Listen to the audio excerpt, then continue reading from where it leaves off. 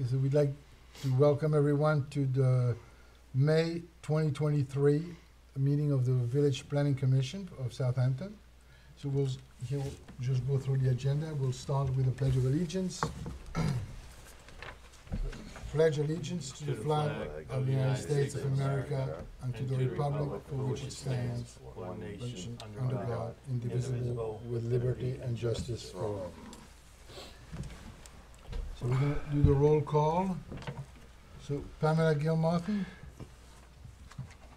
Pamela, we cannot hear you. She's on mute. Yeah. Well, she's here. Yeah, we can see her. So Pamela, we see. Hear you. Okay, perfect. Present. So Pamela is here on Zoom. Christian Picot, Here? Bob Essay, he's not here. Michelangelo, Present. Michael Anderson, Here. and Mark Schiffer. Okay, we're gonna, if everybody had a chance to review the minutes of the previous meeting. Make a motion to approve the minutes of the previous meeting. I'll second it. Okay, All in favor? Aye. Aye, okay. So the next item on the agenda that we'll just want to touch on is the update on that Proposition 3, which is the affordable housing initiative that's being led by the town and the Community Housing Fund. I had a short discussion this morning with Kara Back, who updated me on their development. Although we are the only village that opted in, and now we have a representative on the advisory board. Jay Dissing is the village representative on the advisory board for the Community Housing Fund. And they have started collecting funds as of April 1st. The money is going through the county, so they don't expect to actually receive any funds until July or August. But the application process is open for anybody who wants to do any projects, affordable housing projects. So this is the Community Housing Fund. Now, in parallel, the town has also received a grant under what's called Plan 1 ADU for accessory dwelling units. It's a pretty substantial grant. I think it's like close to $1 million. Whereby applicants can apply for this grant to create an accessory dwelling unit. And they would receive up to $125,000 to create this accessory dwelling unit within their home. And the unit has to stay affordable for 10 years, and after 10 years, this $125,000 is forgiven. It's a program that's being administered by the overseeing is from the town, but it's being administered by CDC of Long Island, which is Community Development Corporation of Long Island, a not-for-profit. So we expect to receive a little bit more information from Kara Back next week about this initiative. If there's any question on this. I just have a comment on that. So if you remember when Giovanni was here, I made the argument of no taxation without representation, so I'm really happy to have Jay Dissing on that board. And I spoke to him, congratulating him, and he did remind me that the village of Southampton is not the only one on that initiative. Oh. The village of North Haven is also on it, so I just want to clarify the record. Okay, very good. Yeah, North Haven, because Tommy Schiavoni is from North Haven. Thank you. And he was the sponsor of that bill. So right. So this opens the. Okay, the next point, if there's no other comment, the next point is there was something we had discussed previously about the governor's proposed transit-oriented development, whereby it was proposed to override the local zoning and allow for multifamily development surrounding the train stations, within half a mile of the train station. But this, I had been in touch with the planning commission of the county planning commission, and this proposal has now been shelved. So it's something that all of the towns in on the East End were very much against it. They didn't think that it was the place for the state to take over the local zoning laws. On the next point, the Sewer and Wastewater Committee. Fortunately, I was not able to reach Paul Travis to get an update on this. I know that it's still being reviewed by the town. The site has been identified for the sewage treatment plant, and it's still in the works, so hopefully by next month we will have some update on this. But I think that, I don't know if there's any comments on this. He should be here next month. Right, yeah. Well, let's try to have him next month and then also see whether there are other alternatives to a central plant. The next point that I have here on the agenda, we have, I don't know if Alex is here. Is Alex Sage? I'm here, if you can hear me. Yeah, okay, great.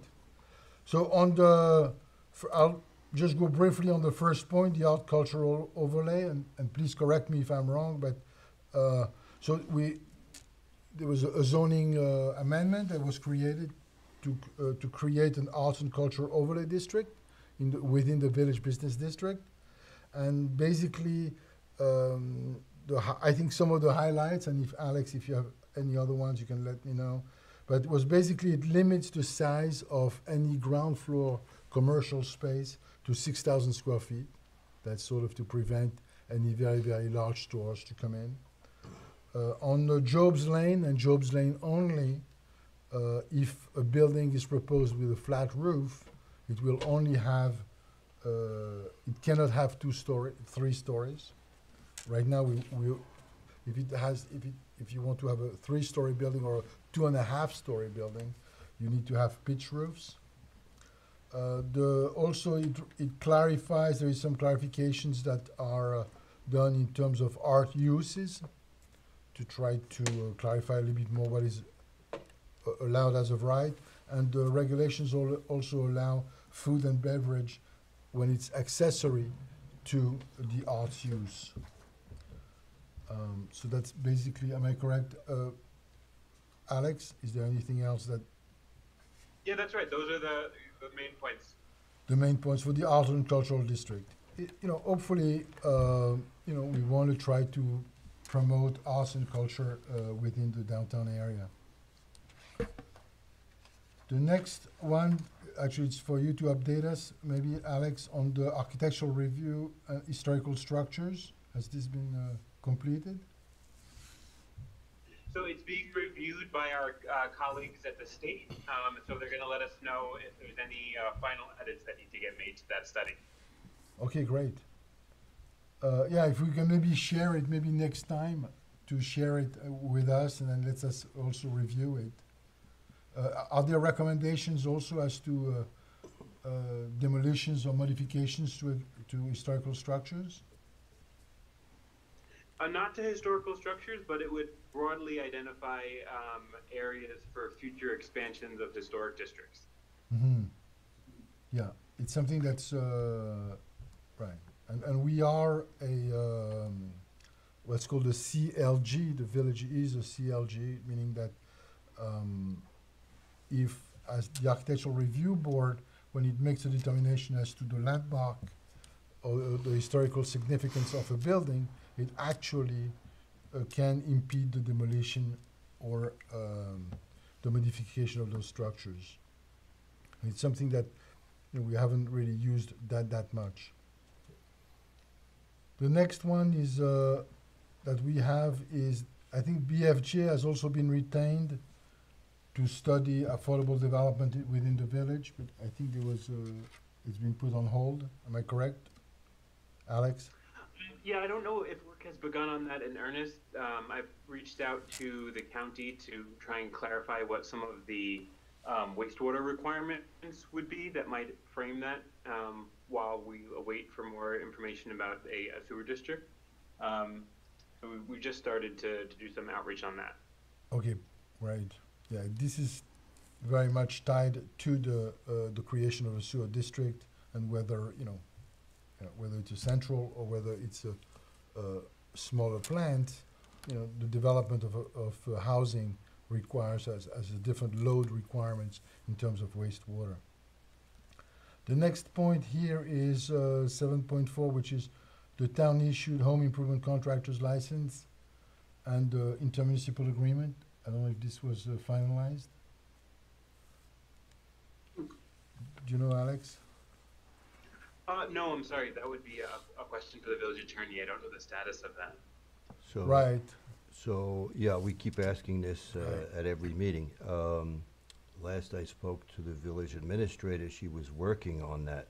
You, on the other side, on the town side, should probably know if you received anything No, from the they village. did not receive it. We had, on the town side, I understand that there was a complaint made Right. against a local contractor within the village, and the licensing review board could not take the complaint on because they don't have the intermunicipal agreement.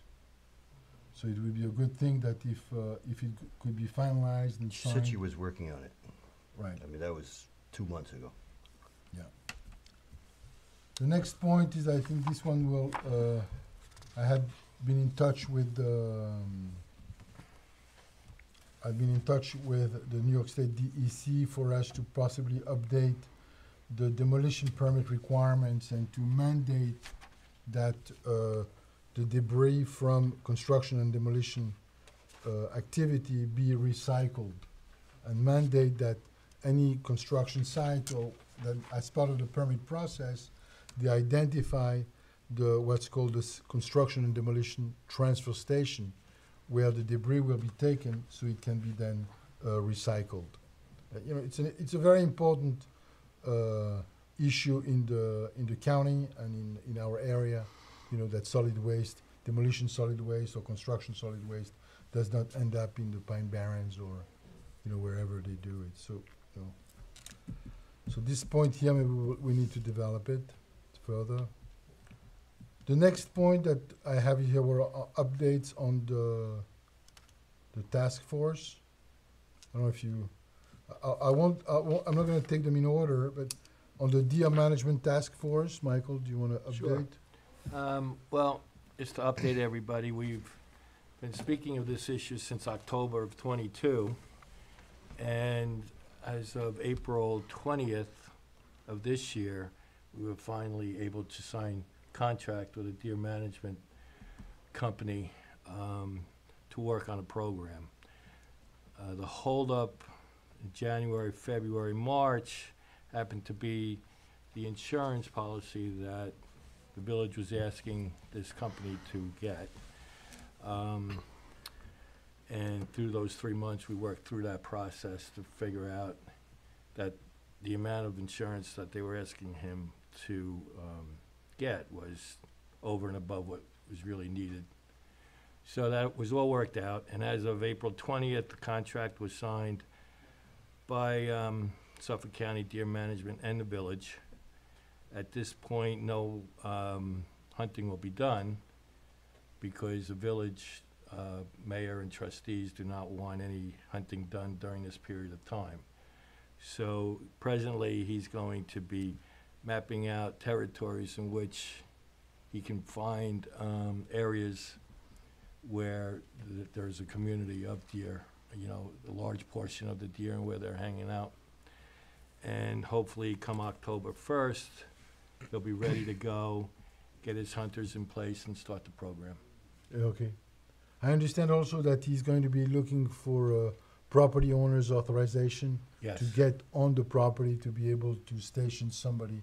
He's Oh. meeting with them on a regular basis now. Right, so well, we need to advertise it more. So I think it might be a good idea for him to come at the June meeting, Mm-hmm. make a presentation, see how to show us and map out his plan and how is he gonna do it.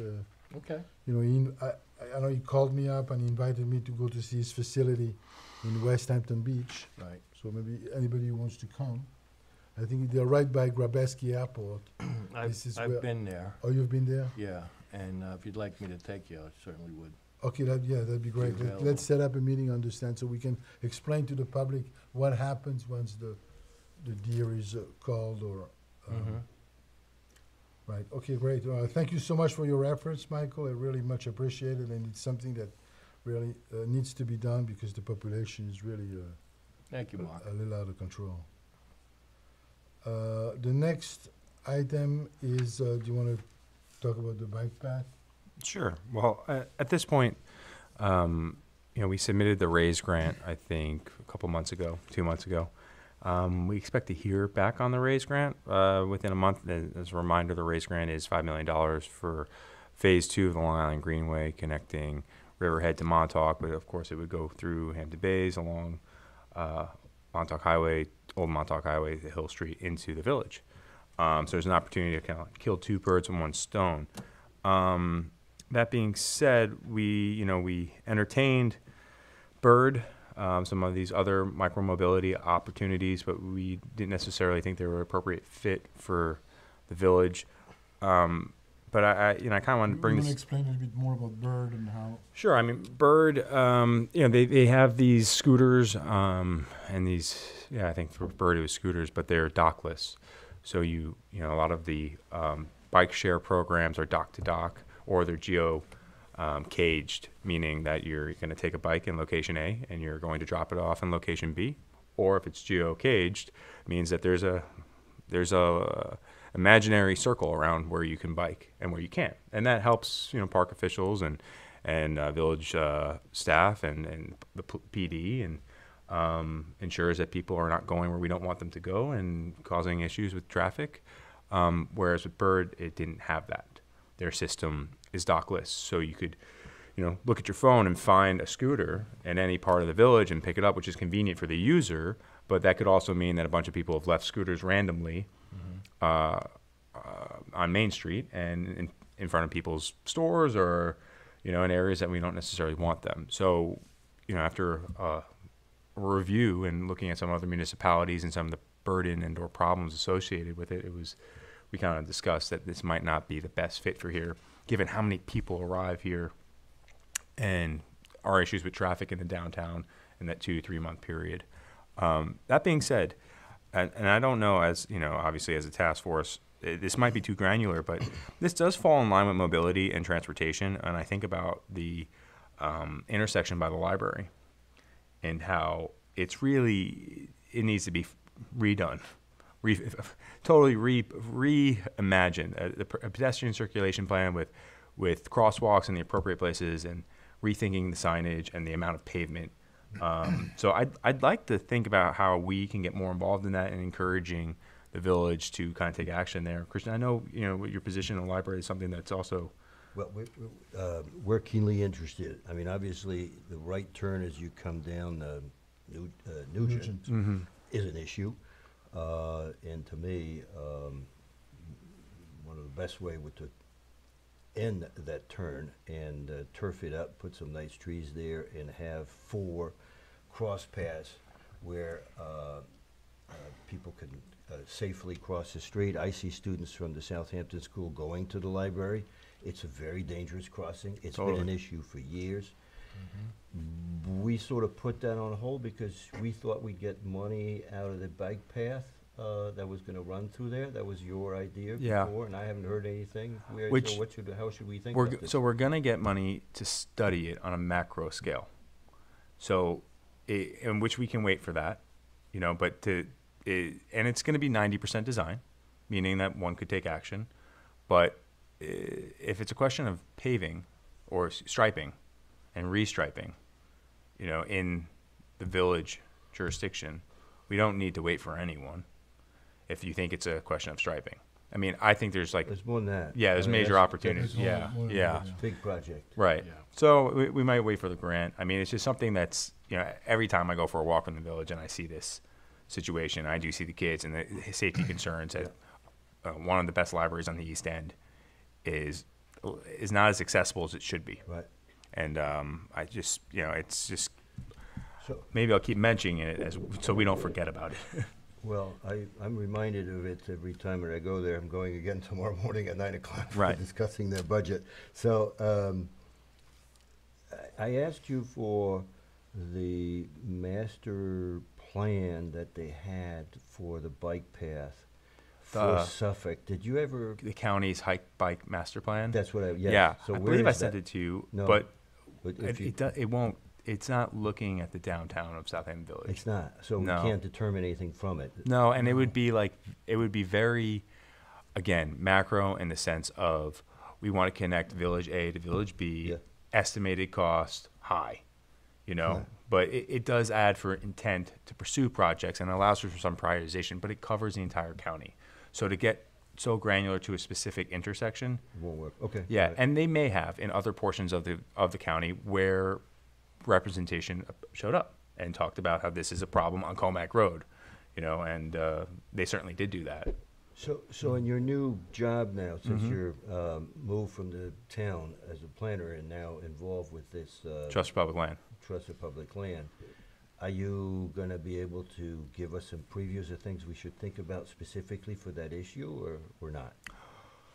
I'm not too sure. It's day 4, so I'll have a better understanding of what my role is. But Long Island Greenway is going to be a project I'll be a part of. But this is an advocacy position in many respects and assists the county in their planning efforts. But ultimately, the county and hopefully the state will have a big role, similar to the Empire State Plan, or excuse me, State Trail, where this Cuomo in 3 years paved 350 miles of bike trail from Manhattan to Albany to the Canadian border in Buffalo and south of Montreal.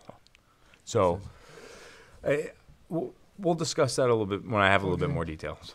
Okay. All right. Michael, quick question for you. Sure. About the bicycles, last year, I know they're doing the bike lanes now presently as we speak, painting the streets. They had the bike program, I know, is at the train station. Do you know if they're still doing that Pedal share? program again? Yeah, the bike share? Last I checked, they were still going to do that. Yeah. They usually deploy, probably, they play with the weather. They deploy around now. Uh-huh. It could be mid-May, I could see them deploying. But they've also expanded their reach when Zaxter, the previous contractor for the county, folded. Pedal Share stepped in and Okay. now is operational in municipalities like Babylon and up the island. So That's the name of the company, Pedal Share, yeah. So they were probably just on the list of deployment, and it'll probably show up hopefully in the coming weeks. Yeah. I mean, the other very successful program is that little cart, the golf cart, the electric cart that goes Hampton around Hopper, Right. yeah, The which I village. think is also them. It might be the same guys who started that. I'm sure, but it's really works really well. And there's an app, you can download the app. You Mhm. call the person, he comes to picks you up at your house, and if you're within the center of the village, he'll drop you off wherever you want. It's a free service, or? It's a free service. It's a great. It gets paid by the advertising on the cards. Right. Yeah, Oh. it was really a very, very nice service. Okay, the next task force, I don't know if, Christian, you want to talk about the terms and compensation? This is, Well, before we go Briefly. there, you're skipping, I just want to talk I'm maybe not about, going into order, yeah. so let me just go back in the order there, if I may, on the Tree City. Tracy, So, okay. so what we did is have Arbor Day last Friday. We had over 100 students show up, which was great to see for the event from a lady of the Hamptons. Unfortunately, I hope that the Southampton School will take a similar interest next year, and the Southampton Press will have a bigger picture than the quarter they have on that page 816. But anyway, what was important there, first is that the Southampton Garden Club has put 2 beautiful trees in Agawam Park. I met with the vice president of it, who said that they were going to put a lot more private money in more trees in the village. So clearly, we're starting to see a great what we call a P3, public-private partnership. You probably saw on Tuesday a large October Glory getting put up at the top of First Neck and in Hill Street. I mean, so you can see this enthusiasm that's going in and around what we've sort of crafted a year ago. So we're starting to see those results, which I'm really pleased about. I gave to the tree committee, who's now going to meet on a monthly basis, some details of a grant that's coming up for application at the end of June.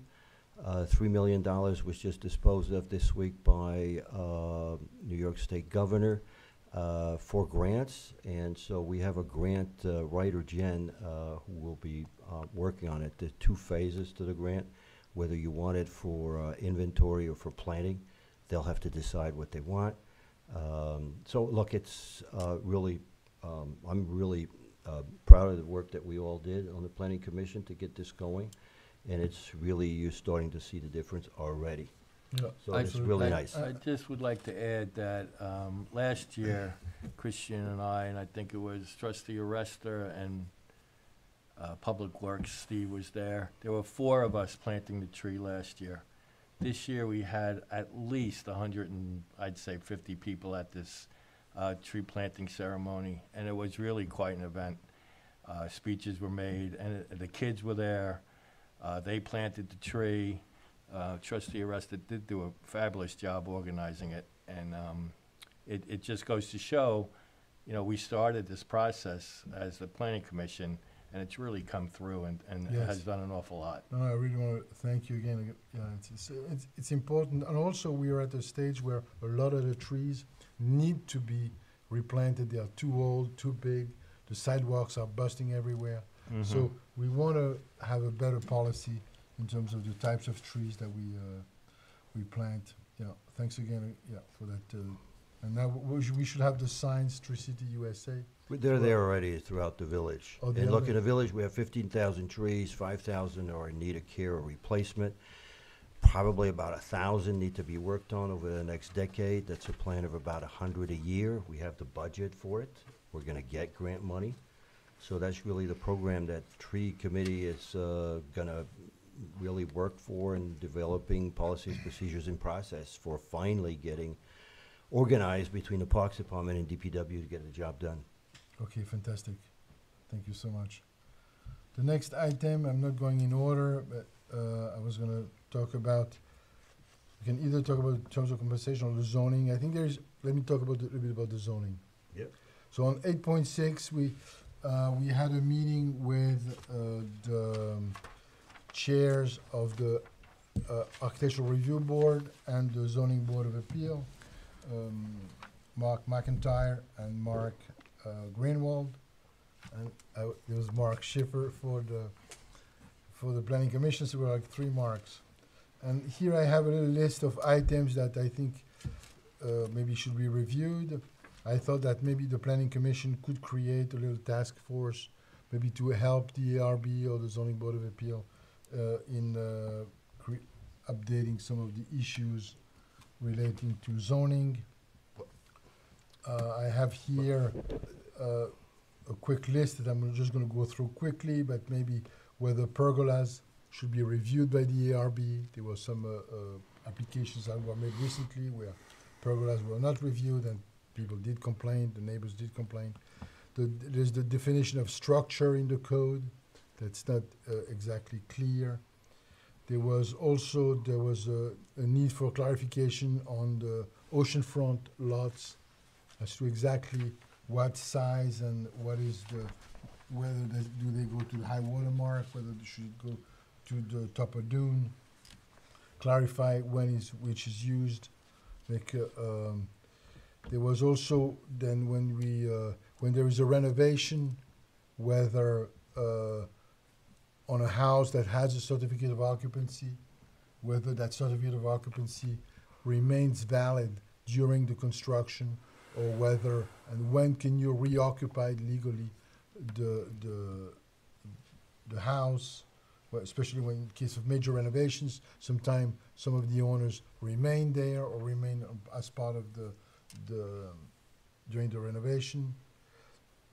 We thought also that maybe there could be some better checklists prior to the ARB. I think Alex has been working on this so you have a little bit more checklists before the applications are submitted to the ARB and when they are being reviewed by the building department, such that the plans that come in front of the ARB are sort of, we're trying to maybe raise the bar in terms of submission. Try to have, then we talked also about a possible repeal of section 116-20, which allows the Board of Trustees to override the ZBA. It's something that certainly would be open to discussion. We talked about and I think that the next two items or the next three items would be where the Planning Commission could definitely have more of an input, would be the development of the proposed park on Pond Lane, the proposed further development of the Moses Park, to maybe add a pickleball court there, or maybe in cooperation or in conjunction with the town, and try to find maybe additional sites for parks. There was one that had been identified at the corner of Hampton Road and Elm Street. That would be a great acquisition for the village or the CPF to do to create a park at that location. Can I just, quick question, did I make sure I heard this correctly? We want to give the Board of Trustees the option to override the ZBA? No, right now they have it. Oh, okay. Right And now they have it, and the ZBA obviously is not too happy about it. And Just to clarify, there are Yeah. certain special exceptions that only the trustees have the power to grant. okay, that makes sense. Exceptions are zoning board, so there was talk about whether that still makes sense, but the trustees don't have the authority to overrule the zoning board. Got it. Thank you. But you can, right now, instead of going to the ZBA, you can go to the Board of Trustees. It would depend on the special exception standard, like the specific use. Right. There's certain uses Right. that trigger the trustees' review. Which makes sense, that some uses are a path of the Board of Trustees and other instances is path of the ZBA. That's Well, common. It's up for discussion. You know, Okay. It's up for discussion that whether they should really go to the ZBA first and have to go to the ZBA, not necessarily choose the path. Because once you go to the Board of Trustees, it's a different Well, discussion. I mean, just to clarify, not necessarily choosing a path, it's just specific uses have a defined path already. One includes the Board of Trustees, or the other one is, separate use, separate issue. It happens to be ZBA has the final say. It's not like, it depends on what the applicant's pursuing. As in Right. the project, and the specific project then has code. Right, but that- there has been applications whereby, where the applicant was looking for a different type of density, different types of maybe uses, and instead of going to the zoning board of appeal, they went directly to the Board of Trustees. So so change of use is, Alex, just a change of use is, it goes to the Board of Trustees, not the ZBA? No, not necessarily. Oh, okay. There's certain uses that require the Board of Trustees to issue what's called a special permit. Got it. Whereas there are many more uses that have to go to the Board of Zoning Appeals for a special exception use. Got it. Right. So there's those certain special permit uses, the Board of Trustees has some extra jurisdiction, let's say, about density and parking and things like that. And that's what's outlined in our code. And what about zone change applications? Just to refresh my memory. So a petition to change zone must go to the Board of Trustees. They're the Okay. only board that has the authority to change from one zone to another. Got it. Great. Thank you, Alex. Okay, Yeah, thank you, no problem. thank you, Alex. Yeah, appreciate that. So I think that we should think of who wants to be part of this zoning, maybe task force, and maybe work closely with both the ARB and the ZBA to make recommendations to the Board of Trustees. Well, I don't know if we need to decide tonight. but- yeah, I mean, I'm very comfortable and can navigate code amendments. Although my only concern is the ARB and the ZBA are like, out of my 7 years with the town, are two areas that I actually never worked with. So I don't know if I would be necessarily the best fit, but maybe if I, Well, we can decide in between the meetings. We can maybe through email see which one wants to join this special task force. I just want to remind everybody that the ARB just went through a recast of their code. What was it, Alex? 116 and 68 or something? I forget. Through a public hearing about 2 meetings ago. So they put in a lot of effort and work already on this. I worked with them on the demo issue that we all took up at the planning commission to have some teeth in it, which were put in that code. So, I mean, you know, and they're already short one staff. I'm not sure how much pressure you want to put on them to keep doing this. They gotta catch up with their files right now. That's a fair point. I think these are all good points, but I'm just maybe let them hire. They need more people. And, you know, let them go through a period of stabilization. I just, these are great ideas. The timing may not be, Okay, I fine. don't know. It's just, Well, we'll certainly it's on. I agree with you. It's just timing wise. Okay, so we'll decide how to restructure this task force then. Maybe we could do the same way we did it, where we have a couple of members from the planning commission and 2 or 3 members outside of the planning commission to help us, you know, identify all the issues. The next point that we have here on the task force are, we want to discuss briefly the terms and compensation. I'm not sure it's gonna be brief. There's a lot to talk about. Well, I don't think we should really, I think that a great job, the planning commission had a task force, did a great job on making recommendations to the board of trustees. It's really up to the board of trustees. It's in board of trustees' hand to handle. There was a request for some additional information, which I understand was provided. I think we need to review it. I don't know if you want to add to it. Yeah, so look, I did want to go through a few of the points because we did have a very good presentation from Walter Dean for what I'll call phase 1, which was the electoral process. But I do want to remind everybody that it was the Planning Commission at its own initiative and no other who planned the work last May and worked the plan throughout the year. So I'm going to enter in the record tonight the letter that we issued to the Board of Trustees and the Mayor where we asked if they had any objections to study both electoral and compensation issues, and no one objected. So I was kind of surprised by the comment at the meeting of March 21st in this room where the mayor said, well, I never asked for this. I thought the presentation of the work of the task force in phase 1 was great. We're going to have a meeting again tomorrow at 5 o'clock with whomever from the task force wants to join, as we have a lot of additional information for phase 2, which concerns compensation and benefits. Now, of course, benefits, because of the last meeting in this room last Tuesday, became an issue. It's clear that we needed to communicate with the Budget and Finance. We've had some conversations this morning, and we're going to continue with the task force tomorrow at 5 o'clock. The point there is that the healthcare is the biggest issue, but we need to tie it in possibly in its vesting, and we need to tie it in possibly to the term limits that the task force had put forward, and think about it holistically.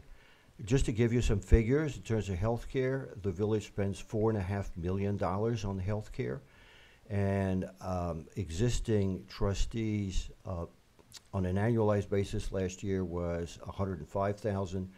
Vested trustees was $159,000. NYSHIP, which is New York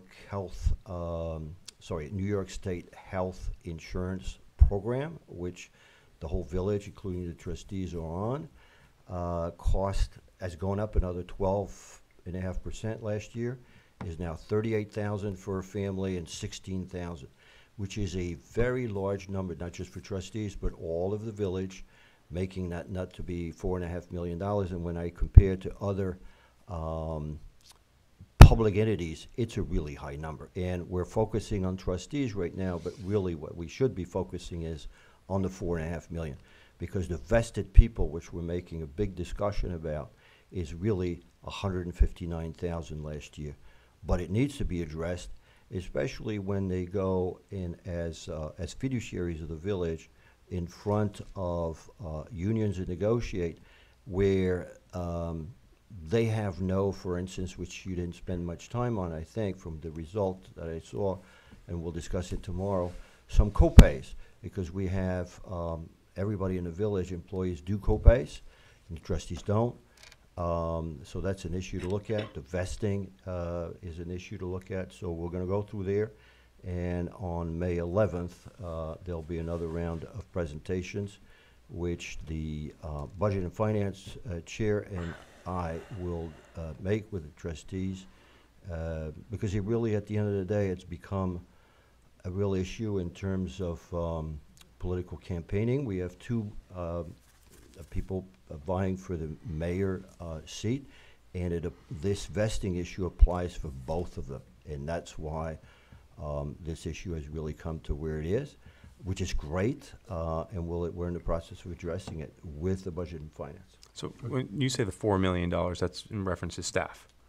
Healthcare in total It's health is benefits. $4.5 million out of $32 million of budget. Yeah. For staffing. For staffing, No, yes. it's Yeah. staff and people who have left the village. Who still Right, continue well, that- because they were vested. But see, I've struggled with the fact that as a planning commission, we've involved ourselves on healthcare matters. And I recognize that if we don't do it, who's going to do it when it comes to the village elected officials? But when it comes to staff, the police force, That's people, their- that's what- let me finish, please. That's between the elected board and the unions. And I don't think we should get involved in that. Well, I We think that have no plan to get involved with Well, I heard a comment about that we should be focusing on the 4 million, which maybe I misheard. Right. No, you didn't mishear it. I think that's an issue that's there. It's not an issue for us. Okay. We outlined very clearly what our issues were, which was electoral process and trustee compensation, nothing else. Okay, then I just wanted to, I'm glad we're on the same page. So the idea is that this issue, we brought up the issue. I think that it's an issue that everybody recognizes that there is, but it is a complex issue. It's not something that can be decided 1, 2, 3. It's really the devil is in the details. Is how do you address this particular situation, this other particular situation where there's a family member, whether there's coverage somewhere else, whether there is, and it's something that needs to be studied. I think that changes and updates need to be done. Not so long ago, medical insurance was $400 or $500 a month, so it was not really an issue. But now, at the levels where they cost, like at $38,000 per family, these are numbers that were unheard of 10 or 15 years ago, and reviewed by the previous administration. So I think that it's important that we are looking at it. We are helping the Budget and Finance Committee look into it. I think the Budget and Finance Committee should be the lead agency to make these type of decisions. And, I think it's progressing in the right direction. I don't think it's something that needs to be decided quickly, but it is definitely something that But needs Mark, to be looked into. the Budget and Finance Committee consists of 3 people, correct? 4, 5. Fine. One is a trustee herself. No, she's a liaison. Oh, she's not No. a member of the committee herself? No, I think it's Lanzanetti, then we have Rose Diaz. Right. Dane Neller. Neller, yes. Charlene? Miss Moneypenny. Yes. So that makes, in Len, that's 4 or 5. So that's not a nickname? No. Moneypenny, Moneypenny, no. It's a fitting name for that board. Yes, that's right. He was CFO for a number of years for 7-Eleven. He's a great person. Okay, yeah. So I think it's good, and we'll see something that needs to be continued. So as you said, on Friday, we're going to reconvene and look into more. Great. Pam, will you join us Friday at 5 p.m. via Zoom? Sure. Wait a minute. Friday, 5 p.m. Yeah, I can do that. Okay, perfect. It's in your email. I sent you an email calendar invite. Yeah, and Okay, cool. I'll send it Thank you. again. Sounds Yeah. like I need to do that tomorrow morning. We'll do that. yeah, and Pan was part of the task force that came up with the recommendations on behalf of the Planning Commission. The other ones that there's not too much to report because we haven't done much on it. Was a request by the Board of Trustees for us to have a task force to review the penalties for the local codes, and to review the penalties that are not related to. I think the Architectural Review Board is going to look at the penalties relating to anything that has to do with building and construction, and we were requested to look into the penalties that are for other local code violations. So the ARB's done, right? They had a public hearing, resolutions, the code passed, it's got teeth in it for demos, Okay. that's done. Is this Just Rob for the Essay? demo. Is Rob working on this? The- Rob, no, well, Mark McIntyre worked with Alex and, Oh, I'm sorry. and the okay. board. no, that's, yeah, never mind. We fell a little bit behind on this task force. Okay. Even though we did get a list of the violations from the court, but there were basically no violations. They were all traffic violations issued by the police. It's definitely something that needs to be done in terms of code enforcement of our local ordinances at the village level. Do you want to talk about the hires of CEOs, code enforcement officers? I thought I saw that somewhere. No, I don't think so. There's a number of them being hired right now that are gonna join that one individual we have. Well, I That's know great that news. they relocated, I think, our code enforcement officer. Am I correct, Alex, that he got relocated into the building department? Alex? I'm sorry, that I'm not sure about. I thought that Angel, who used to be stationed at the police station, is now stationed in the building department? He doesn't work full-time in the building department as far as I'm aware, just from working in that department. Yeah, it is something that needs to be looked at in terms of operation. I think it's something maybe that you, Alex, could look into it. Because, you know, he used to be completely in the police department, and I think it's a good thing that he moves into the building department. That's, all right. The next item to, just wanted to give, so we can try to, first of all, I would like to thank Laura Devini and Eduardo Semioni for their service and their contribution for the last, almost 20 years to the Planning Commission.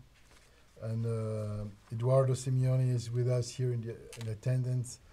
I wrote a very lovely letter to the editor of this week's paper, and I really want to thank Eduardo and Laura, and hope that they'll be continuing to be involved in the village. There's going to be a lot of other committees that are in need of help and involvement. And again, Laura and I, we have asked to Kathy Sweeney to officially, thank you on behalf of the village, and maybe with a plaque or something. So, Thank you, Eduardo. thank you, Eduardo. It was a pleasure working with you. And thank you. So we should Laura. probably open up to the public, right? For Yeah, public comment. Eduardo, I could say that I always enjoyed the debate and challenges that you brought to the table. That was a lot of fun. It always did makes not. us think.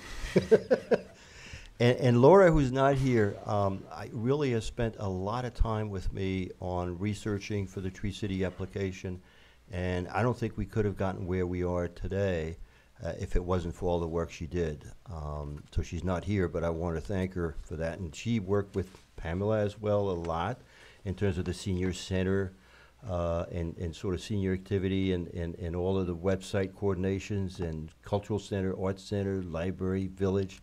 The two of you really worked hard on it, and it shows it's there. We can see it. It's front center on the village website. So it's a testimony that Laura and you, Pam, moved the needle on this, and it's in the right direction. Yeah, thank you. Okay, very good. So the next item, I just want to, before we open it to public comments, I just wanted to give you a quick election update. Like every year now, we have elections to be held on June 16th. This year is going to be on Friday, June 16th. The petitions for to present yourself at those elections is due on May 12th at 5 p.m. So far, we have 6 candidates. I'm just going to read quickly their names. We have Palmer Hudson, who's running for trustee. Greg Centeno, running for trustee also. Roy Stevenson, who is the incumbent, who is running for trustee. We have Robin Brown, who is the incumbent, also running for trustee. And we have Bill Manger, who is our trustee now, running for mayor. And we have our mayor, Jesse Warren, who is the incumbent running for what will be a third term. Am I correct? Yes, third term, yes. So we have, the village has hired what we call election inspectors. These are not really, they don't have to be village residents, and they have received a training from the Board of Election. But we are looking for poll watchers, what we call poll watchers, and people who wants to help in the election process and be there and guiding people. It's going to be at the cultural center. So anybody who wants to get involved and become a poll watcher should call Kathy Sweeney at the clerk's office. So this, we're right on time. So I'd like to open it to the public if anybody wants to speak. Or any comments or any suggestions? Oh, go ahead.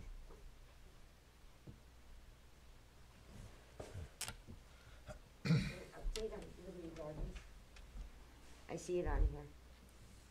Yeah, we don't have, you're right, there was an update. I don't have an update unless you have. No, I don't have an. There will be no more updates from me on Liberty Gardens. Sorry? There will be no more updates from me on Oh, Liberty yeah. Gardens. Yeah, you're right. You're right. No, this one, I must say that, The last I heard, I think they're in the FEIS process. They have to, I think, adopt the DEIS, and then they have the FEIS, or maybe they did adopt the DEIS, but I'm not too sure. No, I was just wondering if there was communication between Mr. Schneiderman and the village. no, you're right. We should ask. That's It, what I would- I'll put it on. Thank you so much for, yeah, that's a good point. It's a good point. Anything else?